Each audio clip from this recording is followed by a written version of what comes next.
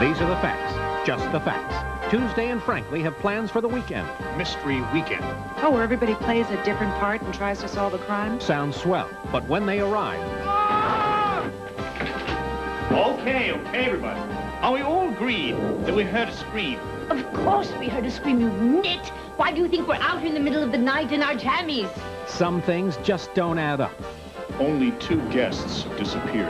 And a statue was found in each of their rooms. So where's the 6th statue? Like, who's subtracting names from the guest list? Someone has written a note across this clipping. Well, what does it say? Doesn't say anything. You have to read it. And what's Tuesday doing on a weekend anyway? I don't know. Tell me more. Well, it's like the old Mathnet saying goes. You mean there's power in numbers? No, I mean don't miss a special hour of Mathnet, the case of a mystery weekend. Sunday at noon here on 13. It's just like written by, you know, adults who don't really experience what today's children really go through. So what's the answer? What happened? If it's on our minds, it's in the mix. In the mix. Hello, I'm Raul Trujillo. Let's go dancing together in May.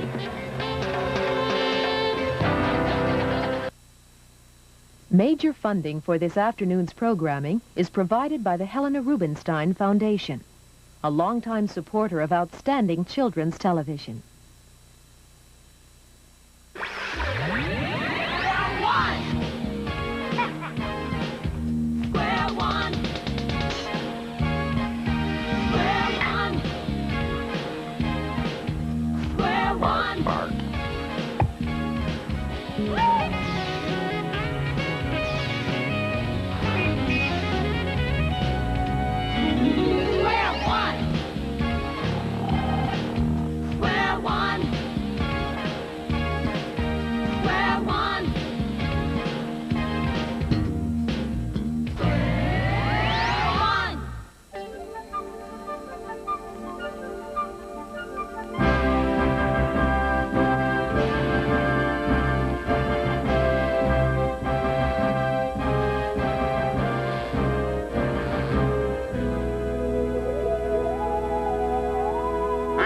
Take a mud bath. Goodbye. See ya. Bye. Where's Uncle Wilt, children? He's gone to take a mud bath. What's a mud bath? Find Uncle Wilt! Any ideas, Zook? No, but I have this phone number that Uncle Wilt wrote on the wall by the telephone this morning. We've got to get him a notepad. It looks like one of those 800 numbers from Earth. It says Club Ted Vacation. May as well call. It's all we have to go on. Okay. Thank you for calling Club Ted. If you're calling from a touch-tone phone, please press 1 now. To find out about a romantic transatlantic paddleboat cruise, press 2. To learn about the European mud bath special, press 3. That's it. Press 3. Spend 3 relaxing days at Spa Bravo, Italy. Our secluded location is equidistant from the lovely cities of Venice, Milan, and Florence. At Spa Bravo, there's nothing to do but relax, purify the body, and leave the world behind drenched in a delicate bath of mud. If you'd like to make a reservation, please hold on the line in case one of our representatives takes your call. Why would Uncle Wilt spend 3 days in a mud hole? Isn't tomorrow the neon poetry brawl? Oh, yeah. He'd do anything to get out of that. He's going head-to-head with Ryman Simon. Well, let's go to Italy and start looking. Oh, right, Zook. Venice, Italy. If we're going to find Spa Bravo, we're going to need a map. Let's move then. Excuse me. Oh, good. Someone who speaks English. Can you tell us how to get to the Piazza San Marco? No. Can you tell us where Spa Bravo is? Oh, you must be on the European mud bath special. Well, Spa Bravo is equidistant from Venice, Milan, and Florence. If you ask me, mud treatment is overrated. What do you mean it's equidistant? I'm not sure. It's a very difficult language. If I were you, I'd go get a map at the tourist information office just around the corner. Hello? Buongiorno. Are you closed? Only for lunch. When do you open again? After lunch. When's that? In 5 hours. Ciao. Well, now what are we going to do? Hey, look! There's a map. Here's Venice. Here's Florence. And here's Milan. I don't see Spa Bravo on here anywhere, though. Did you say Spa Bravo? Yes, do you know it? Do I know it? It's the finest health spa on the continent. Where is it? It's equidistant from Venice, Milan, and Florence, situated in a simply brilliant ruined village. Who ruined it? Who ruined what? The village. Nobody ruined it. It just got ruined. It's very old. What do you mean it's equidistant? I mean it's at the same distance from each of the cities. Aha! So, Spa Bravo is someplace at an equal distance from Venice, Milan, and Florence. Precisely. Why can't you just tell us where it is, huh? I've never been there. It's very expensive. I'm saving up. You're saving up to sit in a vat of mud? You would not understand. So if Spa Bravo is the same distance from each of these 3 cities, then it and Uncle Wilt should be somewhere around here. Do you have something to write with? Here's an ink stick. I think it'll be someplace in this triangle. But how are we going to find out where? Well, let's find a point that's the same distance from Venice and Milan. That's right here. That's the midpoint. But the spa can't be there. It's too far from Florence. Hey, if we draw a perpendicular line right here, we'll find the points that are equidistant from Venice and Milan. So Spa Bravo has to be somewhere on that line. Oh, that's the problem. It could be anywhere on that line. Yeah. Wait, no it can't. It has to be the same distance from all 3 cities. So?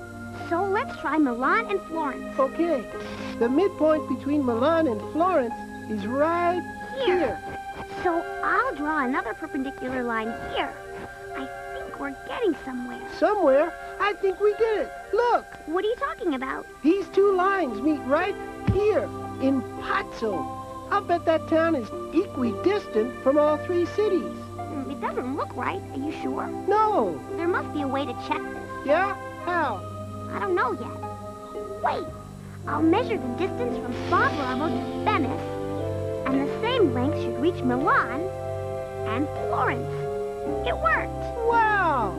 So, Spa Bravo and Uncle Wilt are right here in Pazzo. That's right. Just another example of my sister, the prodigy.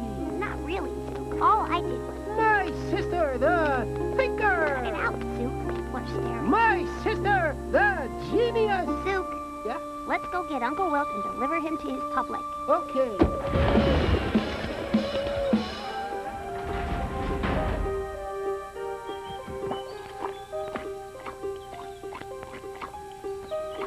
Hey, Uncle Wilt! Children, how'd you get in here without a reservation?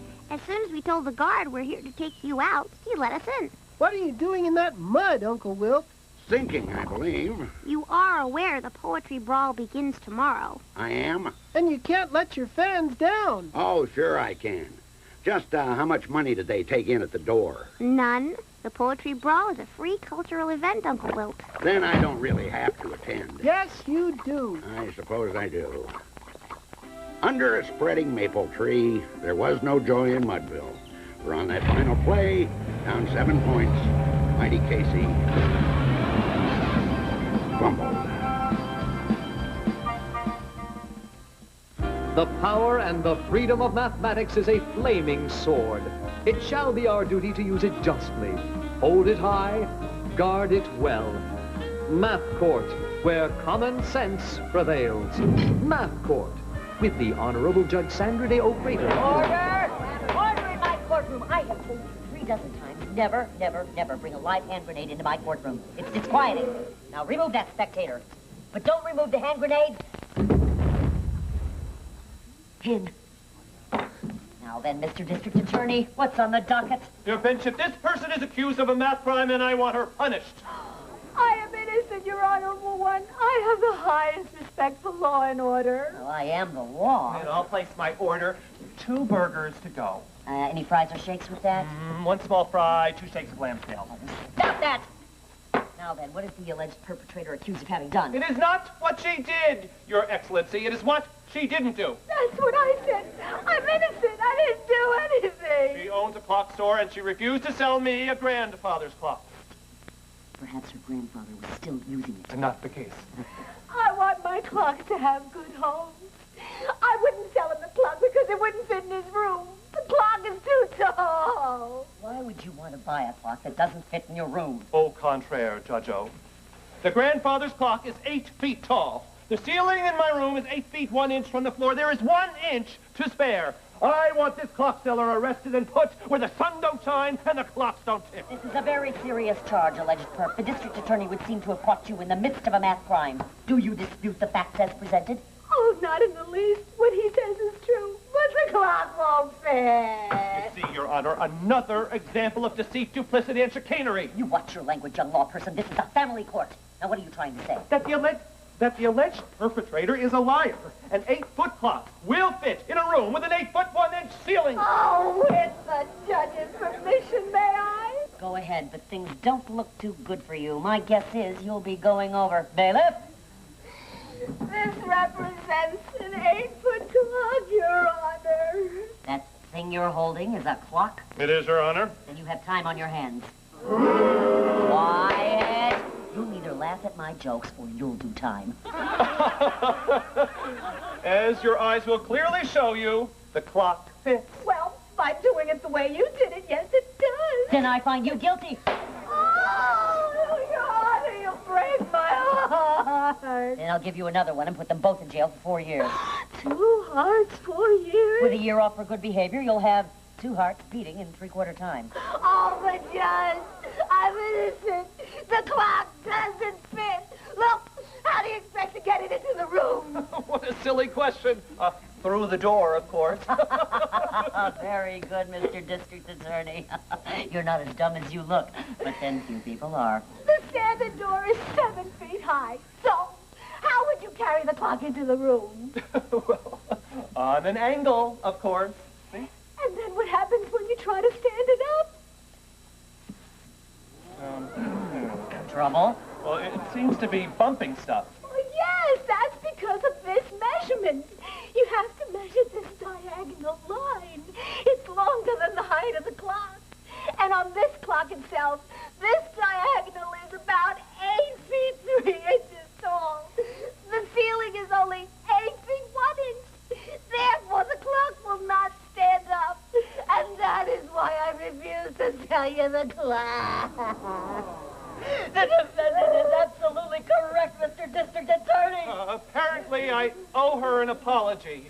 You owe her an apology at court costs of $1,000. But I pay the costs on time. And yet one more time, justice has been served in Mathcourt. But the burgers and the fries still haven't arrived. Who are you?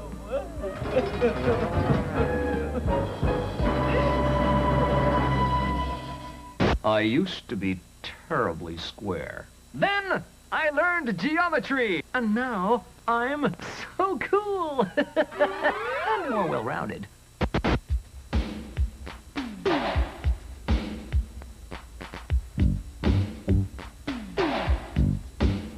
I'll give it to you straight. We got a love triangle. I saw you kissing your ex-girlfriend. Oh, you better shape up. I told you over and over, this is the end of the line. Boy, I'm gonna be gone, Pentagon, if you don't shape up. Shape up. You better shape up. Shape up. Shape up, shape up. Say you're innocent. It takes two to rectangle. I saw you holding her hand in the back of the school run bus. While you're fair and square, how could you fall in her trapezoid? Boy, I'm gonna be gone, hexagon, if you don't shape up. Shape up. You better shape up. Shape up. Shape up, shape up. Ain't it plain to see from my geometry? There's been a little change in me. You gotta shape up. And here's a demonstration, some visualization. You got yourself a hairy situation, baby, shape up. Now everyone in our circle comes up and asks me why. We've been semi-divided by something over and done. Telling me and your ass are both wondering who's next. We're both gonna be gone, octagon. shape up, son. Shape up. You better shape up.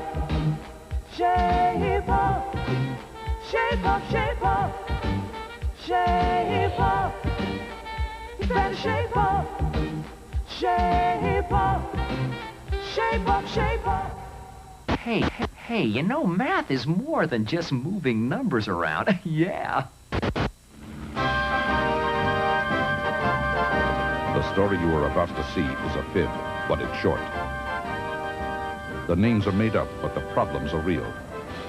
It was Wednesday, 9:43 a.m., and New Yorkers were complaining about the musicals on the Broadway stage.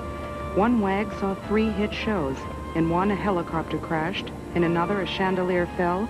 And in the third, a pile of debris was pushed to center stage and left there.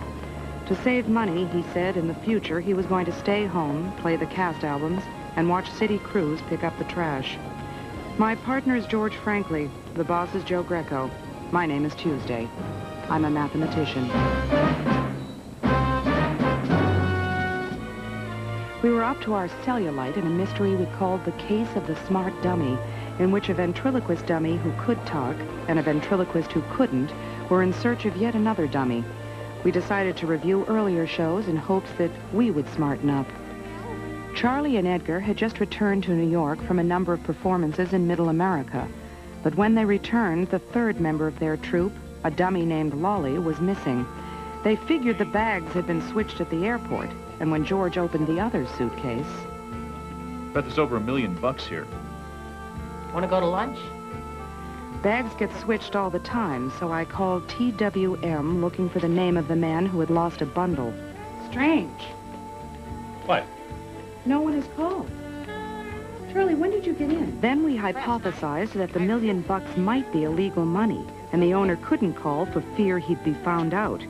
If that was the case, he would try and find who had the money. We checked with Charlie and Edgar's agent, a 10%er named Broadway Annie Rose. I'd like to ask you about one of your clients. 3 of them, actually. Charlie, Edgar, and Lolly. Great act. Want to book him? No. Anything wrong? Yes. Lolly's been dummy napped. That's terrible. Any suspects? Not really. Woodpeckers is where I'd put my dough.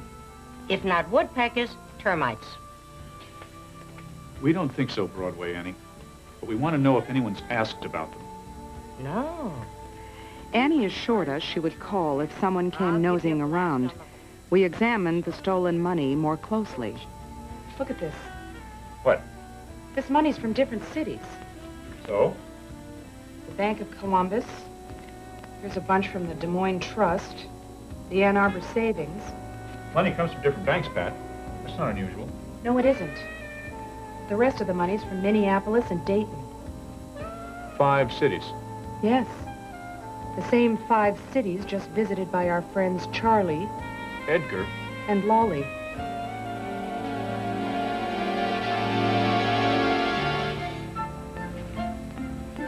What's up, guys? What's the chart? When I learned of the coincidence of the 5 cities, I contacted the police in each of them. We wanted to see if there'd been any bank robberies in those cities. I take it there were? Just a couple of banks. Oh? In Ann Arbor, a bank was robbed. They got $325,000. Is this piddly little amount a bank robbery in Columbus, Ohio? No, that's the Honors Program Scholarship Fund at Ohio State. Too bad. Thought they didn't get much. Wiped it out, that's all. In Des Moines, they knocked over an armored car. How about Dayton? A shopping mall. And Minneapolis? Another bank. Total take, $1,285,302. So if this is the money, we're short by nearly 300 grand. You bringing in Edgar and Charlie for questioning? I've sent their pictures to various police departments to see if they can get IDs. Things don't look good for them. Captain, I know they didn't do it. Me too. I hope I'm wrong, Mathnetters. Mathnet Tuesday. Oh, yes. Right away. The DA wants to see us, George. The district attorney? She may have gotten the ID reports. She's a tough taskmaster. But she's fair. Good. Except in court. She's a bulldog. Should we talk to her or pet her?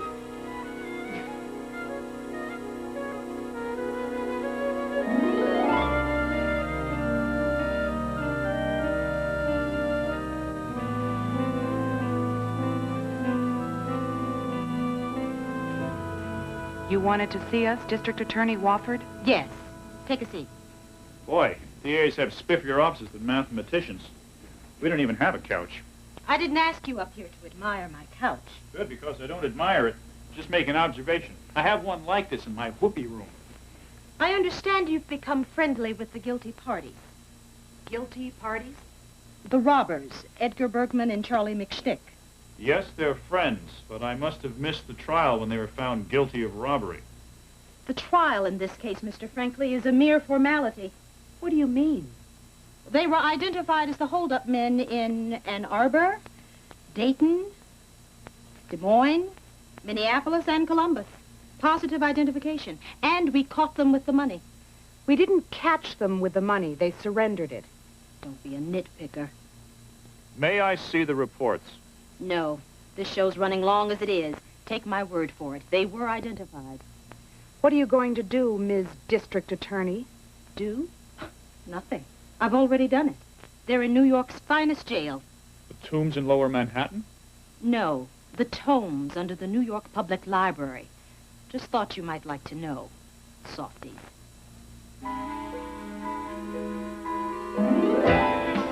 I never like going to jail. I don't mind going. I hate staying. Have you ever done time, George? Well, at Mathnet University, we had to spend one day in jail just so we'd know what it was like. I didn't have to do that at Mathnet U. Yeah, they changed the requirements by the time you got there. What was jail like? Nice place to visit, but... I wouldn't want to live there. I'm afraid Charlie and Edgar will be mortified by being in jail. Yeah. Jail knocks the starch out of people. You dirty screws! I'm innocent, I tell you. I'm gonna give it to you like they did it to my brother. I'm too young to die. I want to see the sunrise again. Stop and smell the roses. Feel the wind through my knothole. Easy, Charlie. Easy. Get me a mouthpiece. Get me a rewrite. Get me a ham sandwich. Charlie, calm down. Hold the mail. I'm sorry, Pat and George. Jail always does this to me. Have you been in jail before? No, that I've seen a lot of bad prison movies. George, did you ever see Life Was But a Song He Lived in Sing Sing? No, but I once took a river trip on a raft named George. This is serious, Charlie. You swear you didn't commit those robberies? Absolutely. But they have witnesses in Ann Arbor, Minneapolis, Des Moines, Dayton, and Columbus who will swear you did. They're lying. Minneapolis? Did you say Minneapolis? Yes, why? Because we weren't in Minneapolis. Come off it, Charlie. Broadway Annie Rose said she booked you there. She did, but we didn't do the show. Why not? We were snowed out. That's why not. We couldn't get there. A terrible blizzard. Really? Would I lie? I don't know. I would in your position. Yeah. Where were you when you were supposed to be in Minneapolis? In the bus station in Des Moines. We were waiting for the weather to clear. Finally, even the bus trip was canceled. So we flew to the next show in Columbus, Ohio. Thanks, pal. We've got some work to do. We'll be in touch. You know where I'll be. Oh, if I had wings like an angel, over these prison walls I would fly. And I'd fly to the arms of my poor darling, and there I'd be willing to die. Wednesday, 1:43 p.m. We asked Captain Greco to do some sleuthing for us while George checked the bag's travel itinerary and I checked the idents. The witnesses say a man in a top hat and silk scarf and a dummy, both with masks, did the robbing. They swear it was Charlie and Edgar. Well, if Charlie is telling the truth, then the guy in Minneapolis is wrong. Because Charlie and Edgar say they weren't there. Well, Captain Greco was checking on the story. Pat, have you called the airlines recently? Yes. No one has inquired about the suitcase. Hi, Captain Greco. Did you check with the promoter in Minneapolis? Sure did. and Charlie told the truth. They couldn't get in because of the weather. They're out of jail. What's the chart? I've highlighted in orange Charlie and Edgar's itinerary. Skipper, you made a Hamiltonian circuit. Yeah, I love them. I make them every chance I get. Me too.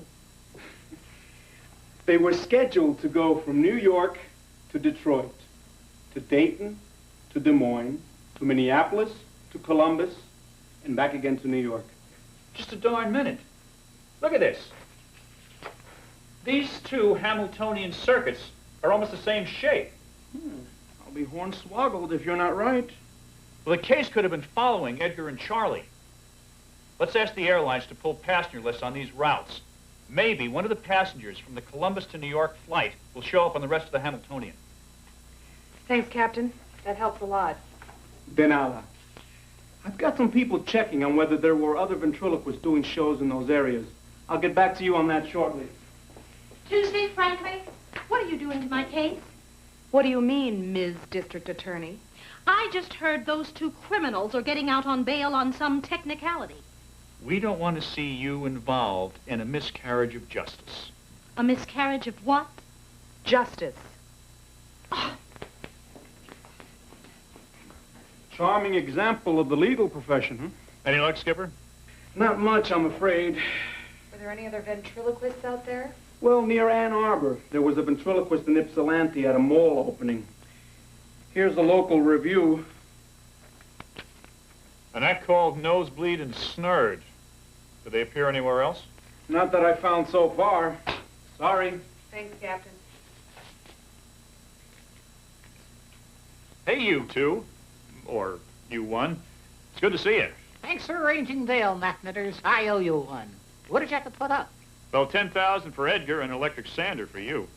Ever hear of a ventriloquist act called, what is it, George? Nosebleed and Snurred? No. Well, yeah, maybe. There's a stirring in the sawdust of my mind.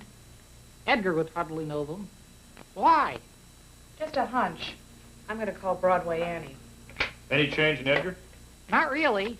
This morning when I was drinking a glass of juice, I thought I saw his lips move once, but no change. Well, he'll come around. Charlie, if you didn't do those robberies, you may have been set up. You mean someone wanted to make people think it was us? Exactly. Now, who would have such a motive? Who are your enemies? We don't have any. We are the loathed. And the first slob who says we aren't gets a burled in the slats. Oh, who would stand to gain if you guys were behind bars? The other inmates. We had those cons in stitches. Well, you said you were going to do that big television show. Yes, tomorrow night. As fast. As fast? As fast. Right, as fast. The award show for the award shows. But with Lolly missing, you lost the job. Right. Well, who got it? An act I never heard of. Merlin and the Munchkins. Guess what Annie said about Snurred and Nosebleed? What? She says Snurred hates Edgar and has for years. Why? Professional jealousy. But he's jealous of the money and fame Edgar has? That's about it. Annie says Nosebleed and Snurred are a terrible act. Does she handle them? Nope. No one will. They book their own gigs. Anything from mall openings to birthday parties. They're a couple of losers. Good afternoon, D.A. Wofford. How may we be of service to your career? Thought you'd like to know. About half of the money stolen from the 5 cities is traceable. You mean the banks had records of the serial numbers? Exactly. So we checked your $1 million. And? And none of the money matches. But if half of the stolen money was marked, and they stole $1,300,000. And some of it would have to match. That's right. So we looked at the money a little more closely. It's queer. Queer? Counterfeit. Ever been arrested for counterfeiting, dummy?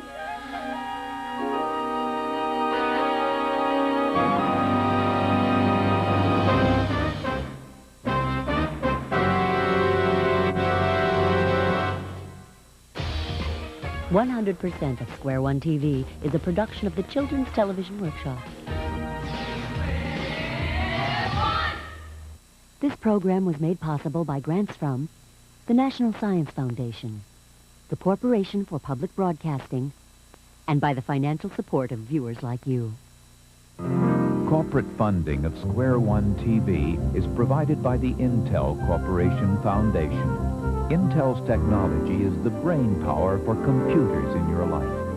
Intel, the computer inside. This is PBS. They're always glad to see us, and sometimes they even help us forget when we're down. There's just something about owning a pet. It feels good. Join veterinarian Richard Ford for an upbeat look at how we and our pets take care of each other. Healthy pets, healthy people. Saturdays at 3:30. 13's Hidden Treasure Sweepstakes could mean this luxurious Lincoln Mark 8, a grand prize treasure valued at over $37,000, or one of the other fabulous prizes all donated to benefit 13 and you.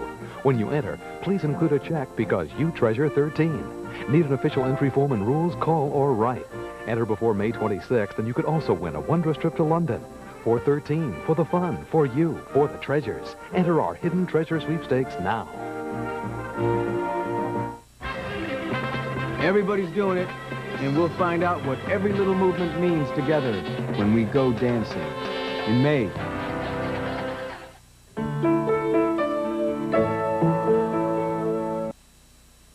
Major funding for this afternoon's programming is provided by the Helena Rubinstein Foundation, a longtime supporter of outstanding children's television.